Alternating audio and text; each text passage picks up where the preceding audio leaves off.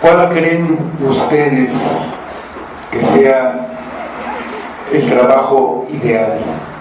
Algunos piensan que ese trabajo es algo que nos gusta hacer, que haríamos sin que nos pagaran y hasta por el que pagamos para hacerlo, ¿no?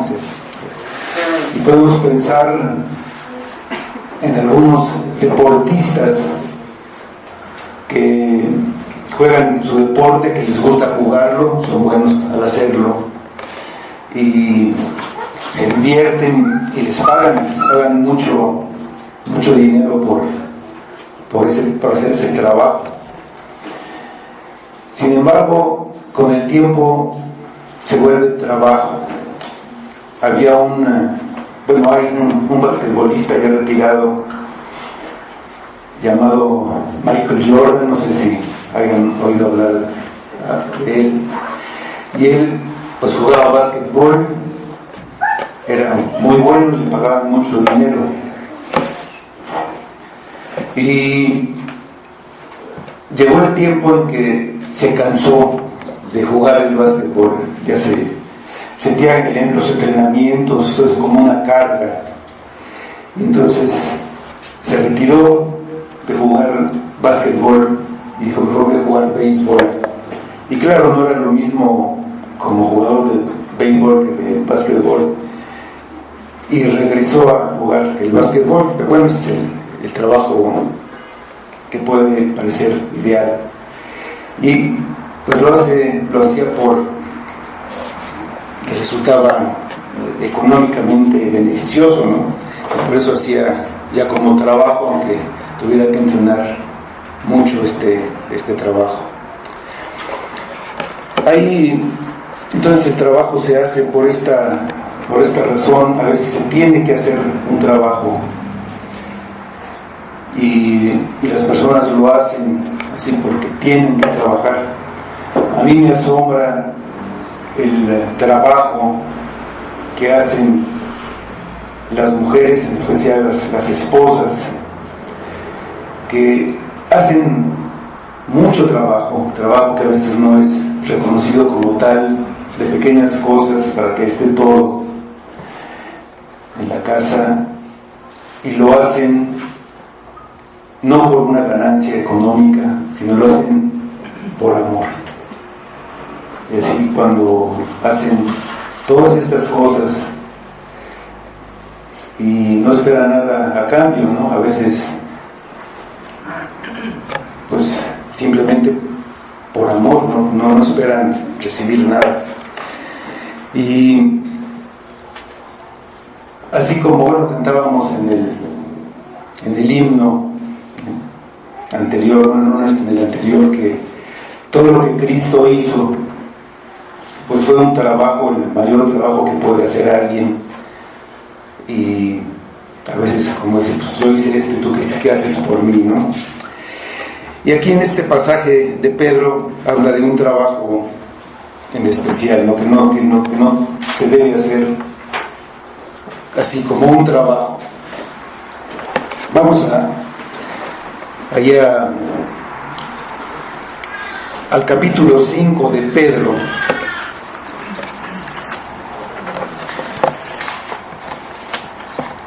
Vamos a leer los versículos 1 a 4.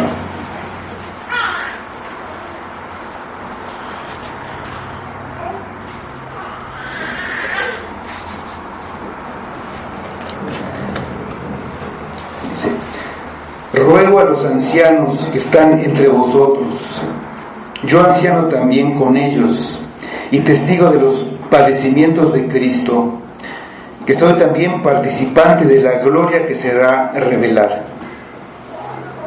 Apacentad la grey de Dios que está entre vosotros, cuidando de ella no por fuerza, sino voluntariamente, no por ganancia deshonesta, sino con ánimo pronto, no como teniendo señorío sobre los que están a vuestro cuidado, sino siendo ejemplos de la grey.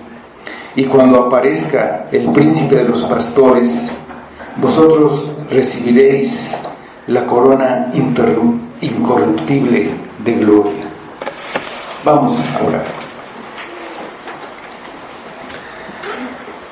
Señor, pues te damos nuevamente gracias por tu palabra y te damos gracias por Cristo, por todo lo que hizo por nosotros y que a veces no agradecemos, ni siquiera nos damos cuenta de lo que Él hizo. Y así, pues, que estemos reconociéndolo, sirviéndolo, adorándolo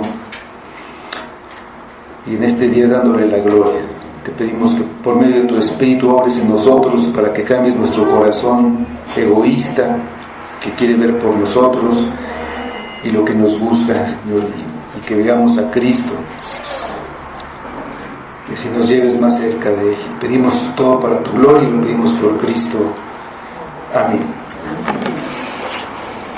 Es como hemos estado viendo en toda esta carta de Pedro, y aquí en el capítulo que acabamos de terminar, el capítulo 4, para los cristianos las pruebas y los sufrimientos que les causan las pruebas no son algo raro. Cuando hay persecución y es por causa de Cristo, están glorificando a Dios al demostrar con esa vida, con esa conducta que tienen, que hacer el bien, aunque los traten mal injustamente, están demostrando que tienen una nueva vida, que ya no es conforme a las concupiscencias de los hombres, sino conforme a la voluntad de Dios. Un cristiano no debe sufrir por ser un criminal, un malhechor. No debe ser de ninguna manera un criminal. Pero si su sufrimiento es por ser cristiano, no debe avergonzarse, sino glorificar a Dios. De todos estos sufrimientos, el consuelo para el creyente es que va a haber un juicio. Todos los seres humanos deben pasar frente al tribunal de Dios, y la casa de Dios va a pasar primero. El castigo para corrección aquí, en este tiempo, en este mundo, es una prueba de que la persona es parte de la familia de Dios, y es la garantía de que va a ser librado del terrible destino que espera a los que no obedecen el Evangelio. El juicio ya lo están viendo los creyentes del siglo I, a los que escribe Pedro, con esa persecución tan feroz que están sufriendo. Pero todos los cristianos van a enfrentar las pruebas y los sufrimientos que autentifican la fe y la purifican. Y esto es como una preparación para cuando entren en la patria celestial. Por lo que el verdadero creyente debe confiar completamente en Dios y perseverar en hacer el bien. Así termina el capítulo 4, de Pedro 4:19, dice Pedro: de modo que los que padecen según la voluntad de Dios encomienden sus almas al fiel Creador y hagan el bien. Pasar por una experiencia así de pruebas, de sufrimientos, es un gran desafío, por lo que el creyente necesita ser ayudado y guiado con habilidad y sabiduría. Es una experiencia que no puede enfrentar solo y aislado. Por lo que Pedro exhorta a los que están a la cabeza de las iglesias locales cumplir con sus deberes de una manera entusiasta y ejemplar. Si este versículo 1 del capítulo 5 En la Biblia de las Américas, este versículo empieza así: por tanto, a los ancianos entre vosotros exhorto yo, anciano como ellos y testigo de los padecimientos de Cristo. Pero lo que quiero que notemos es que empieza con las palabras por tanto en esa versión. Esto nos indica que estos versículos que siguen están estrechamente ligados con los anteriores, con todo lo que ha dicho en los capítulos anteriores. Y entonces dice esto y esto y esto: viene el juicio, vienen las tribulaciones, confíen en Dios, dice por tanto, y sigue con esto, ¿no? Entonces esos versículos que hablan de padecer como cristianos y perseverar en hacer el bien son la causa de pedir a los ancianos que cuiden a la iglesia y los ayuden a reposar confiadamente, encomendando sus almas a la fidelidad del Creador. En medio de las dificultades, cuando vengan las pruebas y el juicio, los creyentes necesitan recibir el ánimo, la guía y el apoyo de otros creyentes maduros y estables en los que puedan confiar. Y a estas personas es a las que dirige el ruego, ¿sí? A los ancianos. Los ancianos. ¿Quiénes son los ancianos? No son necesariamente las personas de mayor edad, sino las personas que tienen bajo su cuidado a la iglesia. Como podemos comprobar en el versículo 3, cuando dice sobre los que están a vuestro cuidado. Ahí vemos a qué se está refiriendo Pedro con los ancianos. La palabra original es presbíteros, que también usamos a veces el presbítero, el presbiterio. Eso tiene su antecedente en el judaísmo. Ahí se formó desde muy al principio un consejo de ancianos que juzgaban al pueblo y aconsejaban a los reyes, y tenían estas labores de sabiduría y de autoridad. Entonces vamos a Números 11, versículos 16 y 17, donde después de haber salido de Egipto, la carga de gobernar a todo el pueblo era demasiada, y entonces se establece este grupo, consejo de ancianos, que fue evolucionando, y más tarde era el Sanedrín, que tenían parte del gobierno, o en una época fue del gobierno de Israel.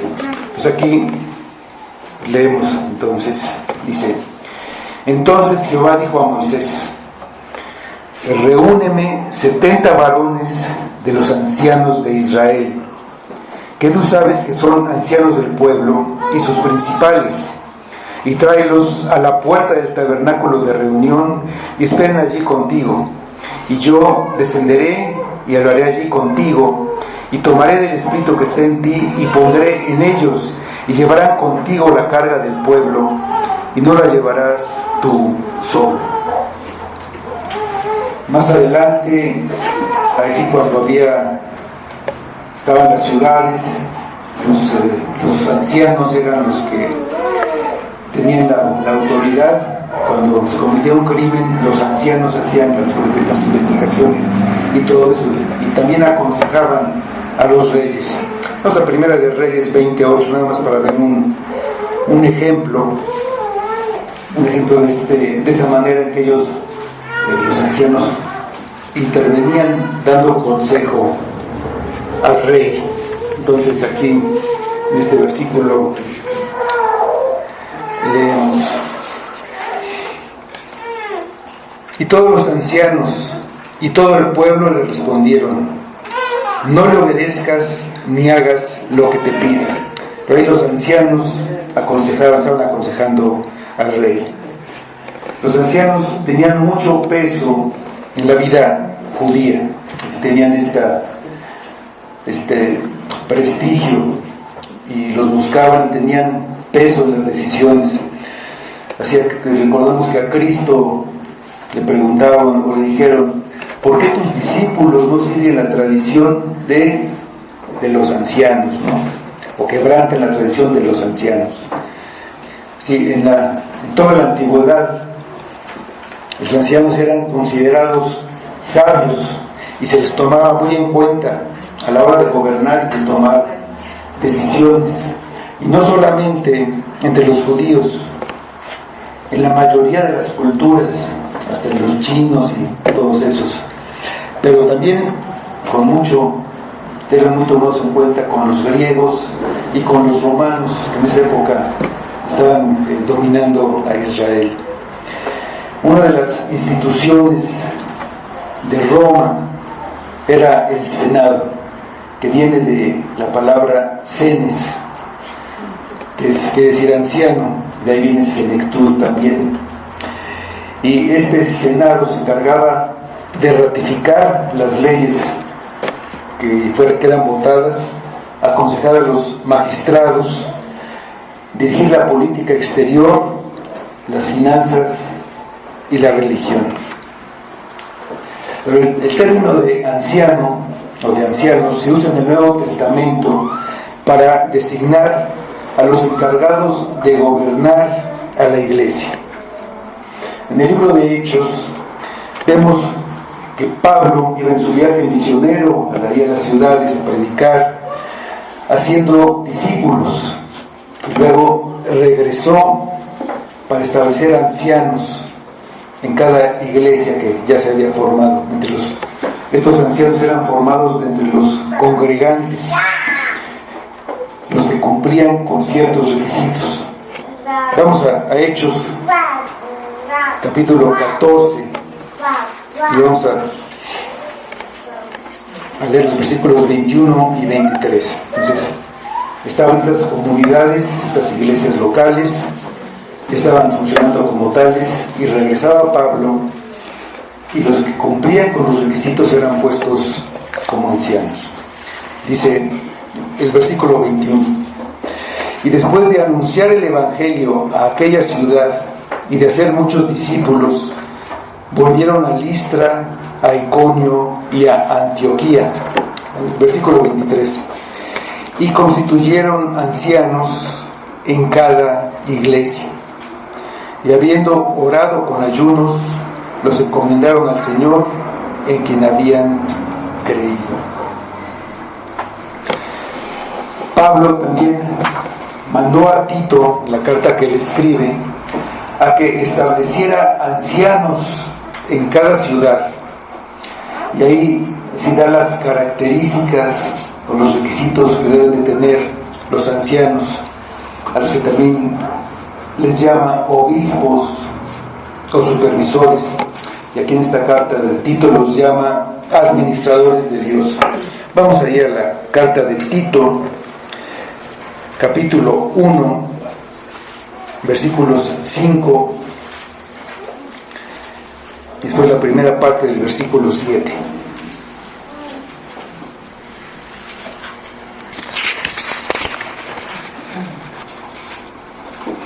Dice el versículo 5: por esta causa te dejé en Creta, para que corrigieses lo deficiente y establecieses ancianos en cada ciudad, así como yo te mandé. Y el versículo 7 dice: porque es necesario que el obispo sea irreprensible como administrador de Dios. Así también, cuando Pablo se despidió de los ancianos de Éfeso, ahí en su viaje los mandó llamar a los ancianos, se despide de ellos. Ahí les dice cuál es su alta responsabilidad. Es decir, que no fueron puestos por los hombres, sino que fueron puestos por el Espíritu Santo, que la iglesia es del Señor y es tan valiosa para Él que derramó su sangre dando su vida por ellos, por ella. Vamos allá a Hechos, capítulo 20, versículo 28.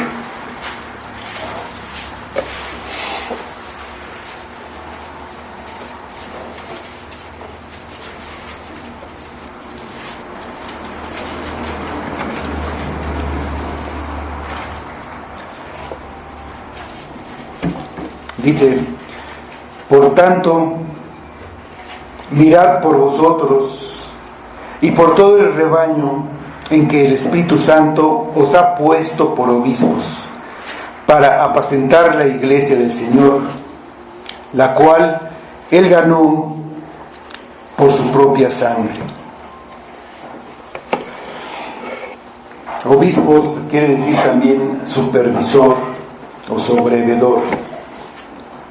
Entonces los ancianos están a cargo del gobierno de la iglesia, de tomar las decisiones y guiar a la iglesia. Su labor principal es enseñar a través de la exposición de la palabra. En las instrucciones que Pablo da a Timoteo, habla de la alta estima que la iglesia debe tener hacia los ancianos. Dice que los deben considerar dignos de un doble honor, de un doble salario, que es lo que es un doble sueldo. Dice en 1 Timoteo 5:17. Los ancianos que gobiernan bien sean tenidos por dignos de doble honor, mayormente los que trabajan en predicar y enseñar. Generalmente se puede pensar que una persona de más edad es más madura que un joven, simplemente por experiencia de vida. Pero una edad determinada no es un requisito para ser un anciano en la iglesia. A veces puede ser un joven de edad, pero que por su piedad pueda ser ejemplo a la iglesia. Eso es lo que pide más adelante Pedro a los ancianos, sino siendo ejemplos a la grey, dice más adelante aquí en Pedro.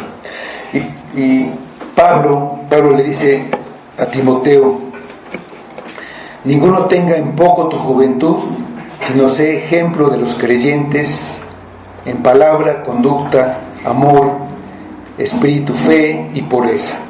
1 Timoteo 4:12.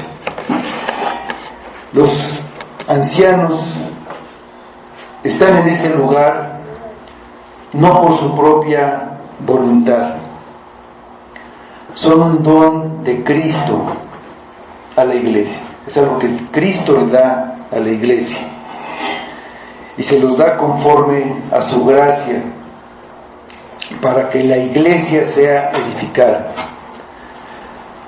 No son elegidos por votación, ellos tampoco se ponen porque así quieren. Les pone el Espíritu Santo y la iglesia los tiene que, o los debe reconocer de entre ellos. Dice Efesios 4, versículos 11 y 12. Dice: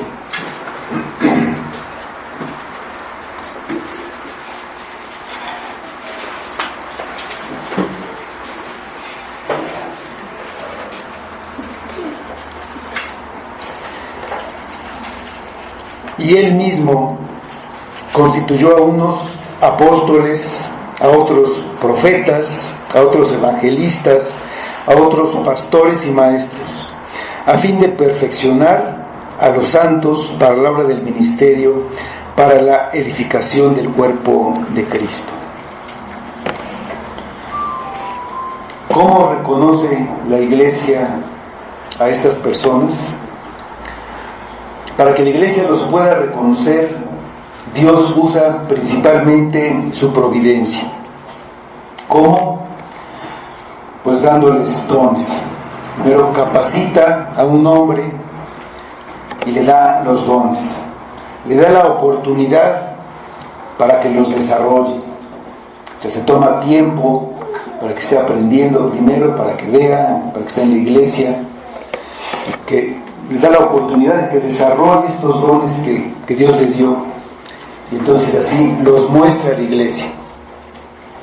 Muy frecuentemente esta persona ya está haciendo esta labor, este trabajo de anciano, en la providencia de Dios, ya está sirviendo en la iglesia antes de que sea reconocido pues, oficialmente por la iglesia. A estas personas que están encargadas de la iglesia les hace Pedro el ruego, pero la exhortación está dirigida a toda la iglesia. Es muy importante que todos entiendan que el Señor los cuida a través de estas personas que Él puso para eso. En vista de lo inevitable de las pruebas y del juicio de Dios, Pedro les da a los ancianos, a los supervisores, una responsabilidad especial en la congregación. Entonces, dice el versículo 1: ruego a los ancianos que están entre vosotros, yo anciano también con ellos, y testigo de los padecimientos de Cristo, que soy también participante de la gloria que será revelada. El mismo Pedro era un anciano a la vez que apóstol, pero Pedro no da una orden como apóstol usando esa autoridad apostólica, sino que hace una súplica, un ruego, en la que él, Pedro, se pone al mismo nivel de autoridad que los ancianos. Los apóstoles no tuvieron sucesores. Los requisitos para ser apóstol ya no se pueden cumplir. Uno de estos requisitos era ser testigo de todo el tiempo en que Jesús estuvo con sus discípulos hasta su resurrección. Como vemos ahí en Hechos, cuando se nombró al sustituto de Judas. Y tampoco las señales que acompañaban a los apóstoles para confirmar el Evangelio ya no se repiten, ya no se pueden repetir, ni se han repetido. Pero Pedro sí era un apóstol. Sin embargo, notemos aquí que él no se considera como el vicario de Cristo o el representante de Cristo, ni la cabeza de la iglesia en la tierra, ni hace una distinción entre los apóstoles y otros ministros. La autoridad en cada iglesia son los ancianos constituidos en ella. Cuando hubo un problema entre personas que habían salido de la iglesia de Jerusalén, que fueron a otras iglesias, a Antioquía principalmente, se trató el asunto en la iglesia de Jerusalén, porque de ahí habían salido estas personas que causaron problemas en Antioquía. Vamos a Hechos, al libro de Hechos, capítulo 15, donde se narra este asunto y cómo fueron a la iglesia de donde habían salido estas personas. Dice en el versículo 6: y se reunieron los apóstoles y los ancianos para conocer de este asunto. Ahí los apóstoles estaban en Jerusalén, entonces por eso se reunieron ellos, pero con los ancianos. Y ahí vemos en ese capítulo que varias personas tomaron la palabra y la iglesia los oyó, pero la decisión, lo que se resolvió, no fue impuesta por los apóstoles. El que presidió el concilio fue Jacobo, que era anciano de la iglesia de Jerusalén. Ahí en el versículo 13 de este capítulo 15 de Hechos leemos: Y cuando ellos callaron, Jacobo respondió diciendo: varones, hermanos, oídme. Luego en el versículo 19 y 20 sigue hablando Jacobo: por lo cual yo juzgo que no se inquiete a los gentiles que se convierten a Dios, sino que se les escriba que se aparten de las contaminaciones de los ídolos, de fornicación, de ahogado y de sangre. Esos se los escribieron en una carta a los hermanos de Antioquía, de Siria y de Cilicia, en donde hubo problemas que causaron las personas que llegaron a estos lugares saliendo de Jerusalén. Dice en el versículo 24, siguiendo lo que está diciendo Jacobo: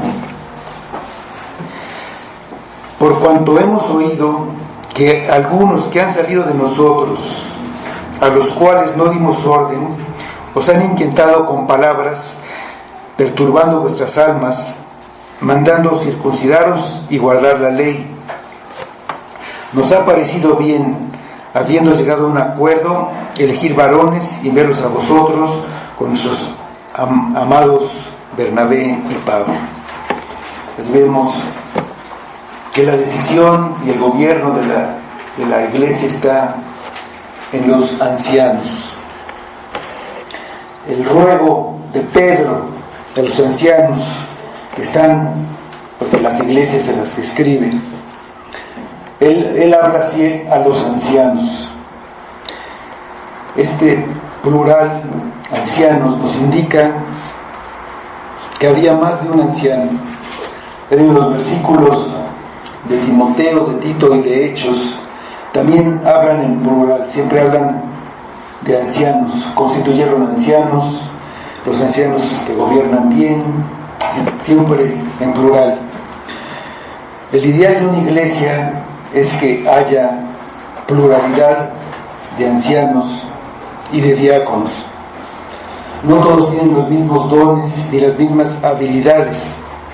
Esta pluralidad hace que se complementen para lo que la iglesia necesita. Allí en la providencia y en la sabiduría de Dios, Él va a levantar a estos hombres, de que tenemos que estar orando por esto. Pedro se considera como uno de los ancianos y habla de su experiencia como anciano.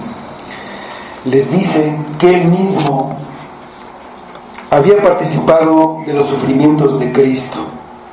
No solamente había sido un testigo ocular que observó los sufrimientos de Cristo, también fue testigo en el sentido de que dio testimonio de estos sufrimientos cuando él le predicó ahí a los judíos. También en Hechos está. Y por esto, por haber compartido esos sufrimientos de Cristo, él mismo fue encarcelado, azotado, perseguido por predicar a Cristo.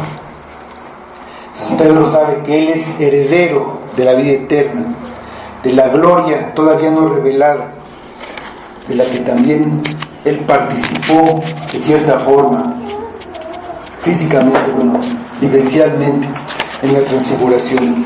Vamos al Evangelio de Lucas, capítulo 9, versículo 28.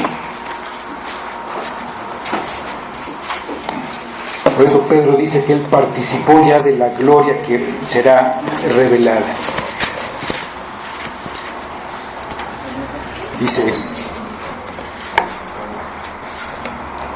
Lucas 9, 28.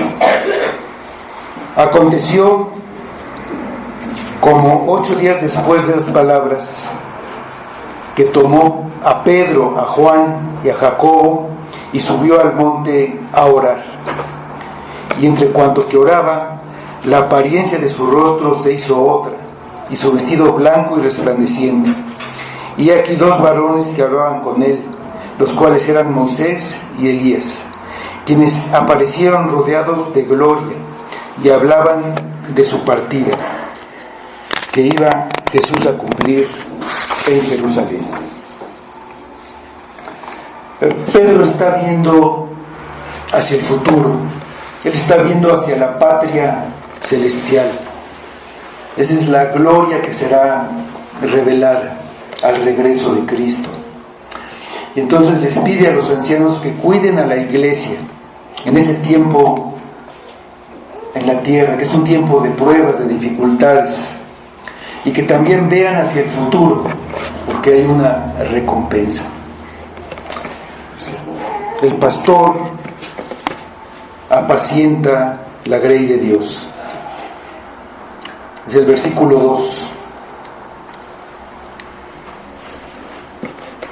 Apacentar a la grey de Dios que está entre vosotros, cuidando de ella no por fuerza, sino voluntariamente, no por ganancia deshonesta, sino con ánimo pronto.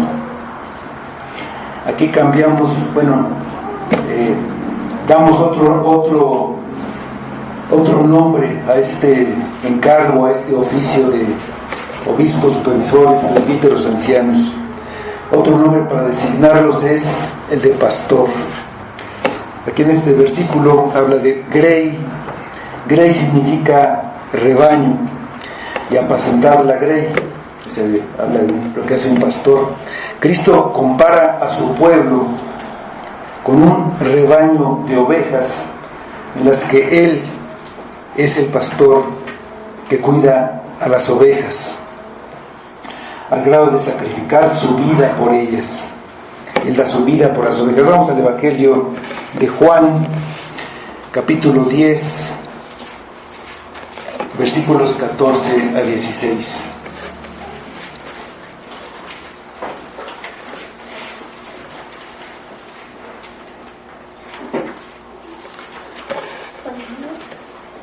Juan 10, 14 a 16 dice: Yo soy el buen pastor y conozco mis ovejas, y las mías me conocen.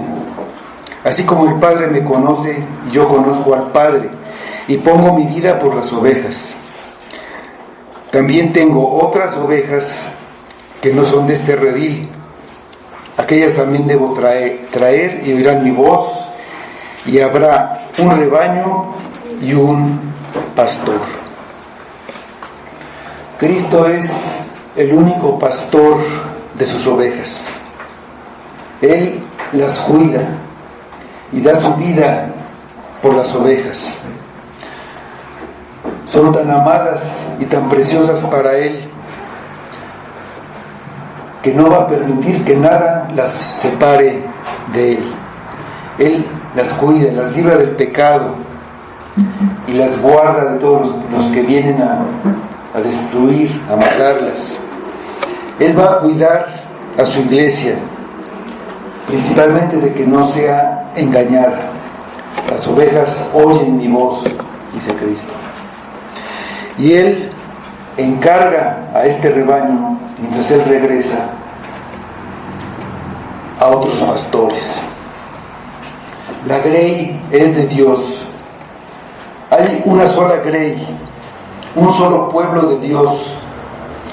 Está compuesto por todos los elegidos, como leíamos en el capítulo de la iglesia hoy en la mañana en la confesión. No importa ni la nacionalidad, ningún aspecto terrenal, sino la ciudadanía del reino celestial. Que la grey estuviera entre los pastores significa que estos pastores fueron llamados a presidir, a guiar ese rebaño. Lo primero que hace, el pastor da alimento espiritual. Las ovejas necesitan constantemente de cuidado, de protección, de atención. No pueden defenderse ni alimentarse por sí mismas. Apacentar es dar pasto, es decir, alimentar al rebaño. Dar pasto espiritual es instruir y enseñar. Y esa es una de las principales funciones del pastor.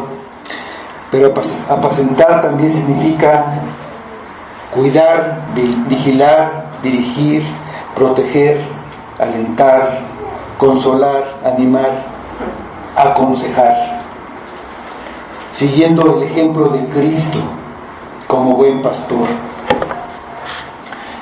Esta palabra de apacentar es la que usó Cristo en su encuentro con Pedro, después de su resurrección, cuando le da la responsabilidad a Pedro, que Pedro pide a los pastores que tomen. Vamos al Evangelio de Juan, capítulo 21, versículos 15 a 17.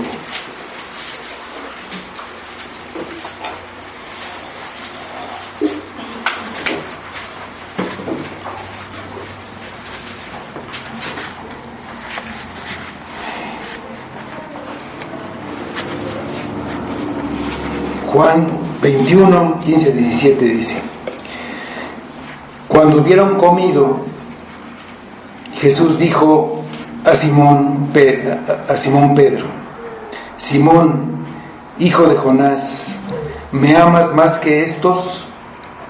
Le respondió: Sí, Señor, tú sabes que te amo. Él le dijo: apacienta mis corderos. Volvió a decirle la segunda vez: Simón, hijo de Jonás, ¿me amas? Pedro le respondió: sí, Señor, tú sabes que te amo. Le dijo: pastorea mis ovejas. Le dijo la tercera vez: Simón, hijo de Jonás, ¿me amas? Pedro se entristeció de que le dijese la tercera vez: ¿me amas? Y le respondió: Señor, tú lo sabes todo, tú sabes que te amo. Jesús le dijo: apacienta mis ovejas. El pastor cuida al rebaño. Dice, cuidando de ella, hablando de la grey, no por fuerza, sino voluntariamente. No por obligación. Así como el trabajo que se hace por obligación, por necesidad. La verdadera motivación que debe tener un pastor para apacentar al rebaño de Dios es el amor a Cristo. Pedro había negado 3 veces a su Señor, a Cristo, y había llorado amargamente por su traición. Se sintió indigno y volvió a su vida de pescador, a su negocio de siempre, a su trabajo, a lo que le daba sus ingresos. Y Cristo le preguntó: ¿me amas? A la respuesta afirmativa de Pedro, Cristo le dice: apacienta mis ovejas. Si en verdad amaba a Cristo, su vida en el mundo, su vida de pescador, no le debería importar, no le tendría que dar ningún valor. Por amor a Cristo, dejaría todo para tomar lo que Cristo le estaba diciendo. Así como también cantábamos: mi vida di por ti y tú quedas por mí. Si Cristo lo llamaba a este deber y Él lo toma e invita a otros a tomar junto con Él ese deber, a los ancianos de la iglesia. Entonces un pastor debe de servir de buen grado y no a regañadientes. Dios quiere que nosotros llevemos a cabo de buen grado cualquier servicio para Él. Los pastores no deben servir por presiones externas, sino porque desean servir a Dios, porque aman a Cristo. No debe ser como un yugo muy pesado que se le puso a una persona, o una carga que con gusto dejaría. Cuando luego se hace trabajo, como decíamos, de este jugador, pues que ya le pesaba incluso hacer eso que disfrutaba antes, debe ser entonces por amor a Cristo. Debe ser el deber por hacer algo que le gusta y que disfruta. Entonces así vendrán tiempos en que pues parece que ya no se disfruta, pero pues ahí es por amor. La necesidad les es impuesta, pero el amor a Cristo hace que no se sienta como una obligación. Al contrario, es lo que se desea hacer por amor a Cristo, y al hacerlo hay una recompensa. Es la 1 Corintios 9, versículos 16 y 17.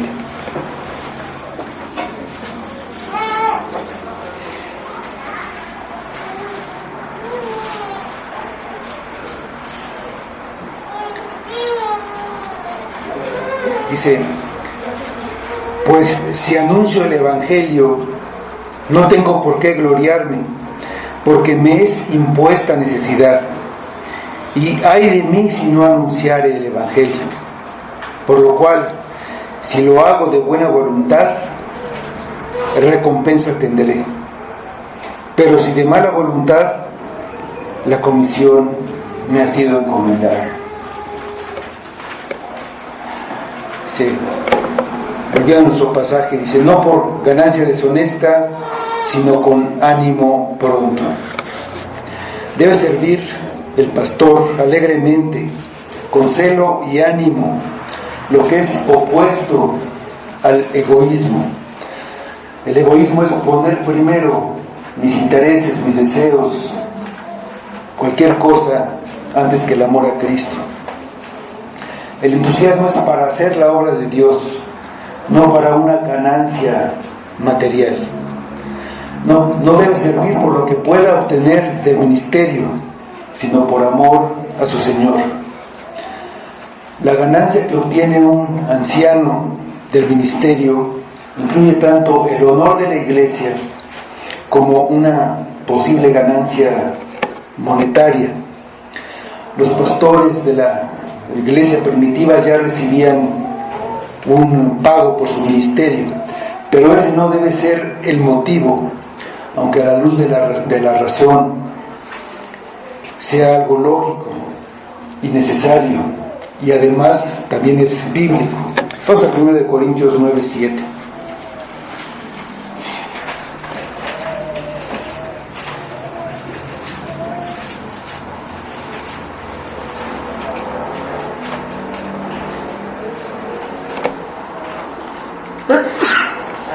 ¿Quién fue jamás soldado a sus propias expensas?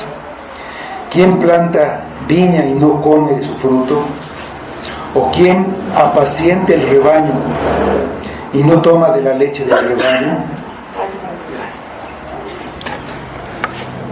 Volviendo a nuestro pasaje de Pedro, dice el versículo 3: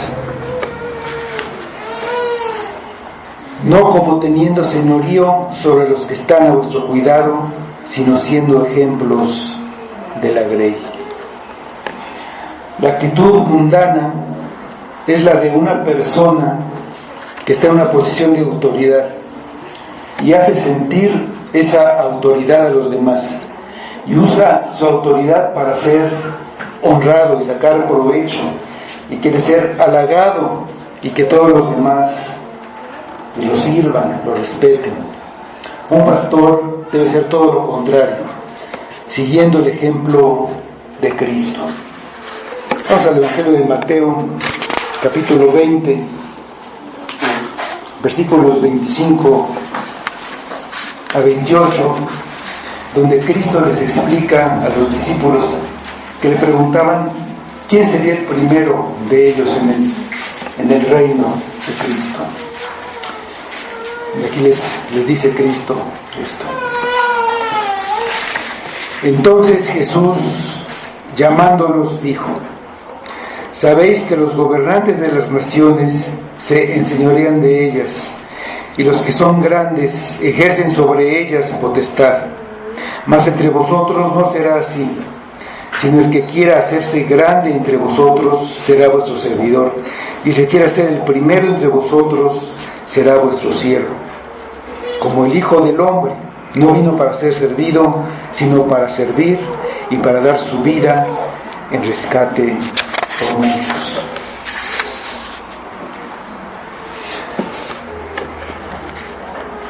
Un pastor no debe pensar que él es el patrón de la iglesia y que todos lo tienen que obedecer, actuando de una manera autoritaria, en lugar de persuadir, de convencer, por medio de la razón y sobre todo por medio del ejemplo.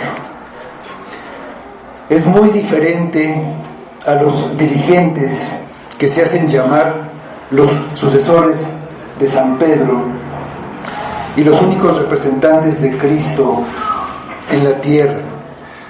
Y son todo lo contrario a lo que Pedro está diciendo aquí. Podemos ver en ellos el gran lujo con el que viven y la gran riqueza que tienen, lo que demuestra su ambición. Ellos siempre se han enseñoreado de la grey del Señor. El pastor no tiene un dominio o señorío sobre la posesión o herencia que es solamente de Dios y de Cristo, que es la iglesia. La iglesia es de Dios. Ellos están a cargo para servirla, para apacentarla y ser ejemplos para ella. Debe ser un modelo de conducta a seguir, modelo de amor, de bondad, de honestidad y de sana doctrina. No deben demandar nada a la congregación que ellos mismos no hagan. No deben exigir a otros lo que no están dispuestos a hacer.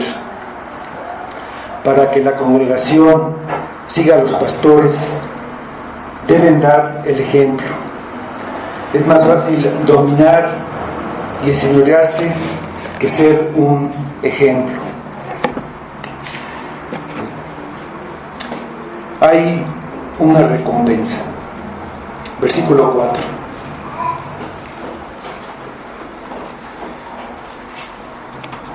Y cuando aparezca el príncipe de los pastores, vosotros recibiréis la corona incorruptible de gloria. Cuando aparezca el príncipe de los pastores. Ya habló Pedro de que hay un juicio, y del juicio hay un resultado para todos los seres humanos, también para los creyentes. El príncipe de los pastores es tu verdadero pastor, tu único pastor, que dio su vida para salvarte. Confía en Cristo, ven a Cristo. Él dio su vida, y así como le preguntó a Pedro, ¿me amas?, te pregunta, ¿me amas? ¿En verdad me amas? ¿Cuántas veces no cambiamos a Cristo por cualquier cosa? A veces por el pecado, por cosas que nos dañan, por cosas que nos van a alejar de Él. ¿Me amas? Apacienta mis ovejas, le dice a Pedro. Y dicen a los pastores, cuando aparezca este príncipe en el juicio, igual que todos, van a recibir el resultado de ese juicio.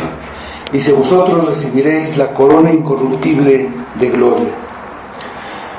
Los pastores sirven al gran pastor Jesucristo, que los puso como encargados. Cuando regrese Jesucristo, ellos tendrán que dar cuentas a Él, como todos los seres humanos. Pero los pastores no tienen que rendir cuentas a Pedro, ni a ningún otro superior, sin importar qué título tenga, ni de papa, ni patriarca, apóstol, arzobispo. Y ya sea que esté donde esté, que esté en Roma, en la catedral, en Westminster, o en Carolina del Norte, o en cualquier otro lugar de la tierra. solo a Cristo que está en los cielos y que vendrá. A Él es al que hay que rendir cuentas.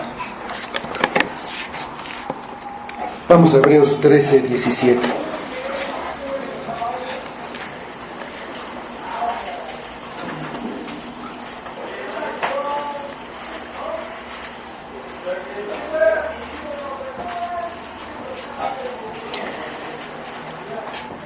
Obedeced a vuestros pastores y sujetaos a ellos, porque ellos velan por vuestras almas, como quienes han de dar cuenta, para que lo hagan con alegría y no quejándose, porque esto no os es provechoso. Cuando Él aparezca a su regreso, dará a sus colaboradores en el pastoreo la corona incorruptible de gloria. Pedro dijo en el versículo 1 que es participante de la gloria que será revelada. Esta corona es que también va a participar del honor y la gloria que son únicamente de Jesucristo. Vamos al Evangelio de Juan, capítulo 17, versículo 22. Y aquí está hablando Cristo de sus discípulos.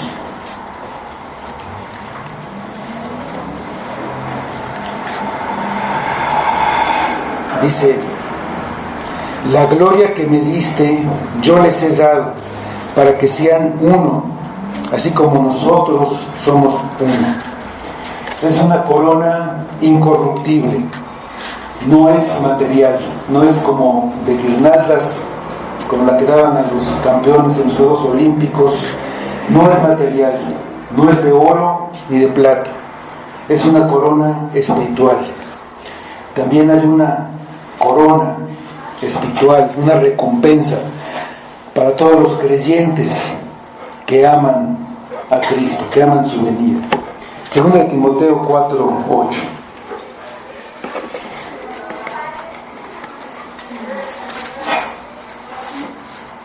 Dice: por lo demás me está guardada la corona de justicia, la cual me dará el Señor, juez justo en aquel día, y no solo a mí, sino también a todos los que aman su venida. El Señor es juez justo. Él no olvida lo que cada uno hace para Él. Aunque nos pudiera parecer poco lo que hacemos, Él lo toma en cuenta. A Él no le parece poco. A Él lo que le importa es por qué se hace. Si es por amor a Él, dará recompensa.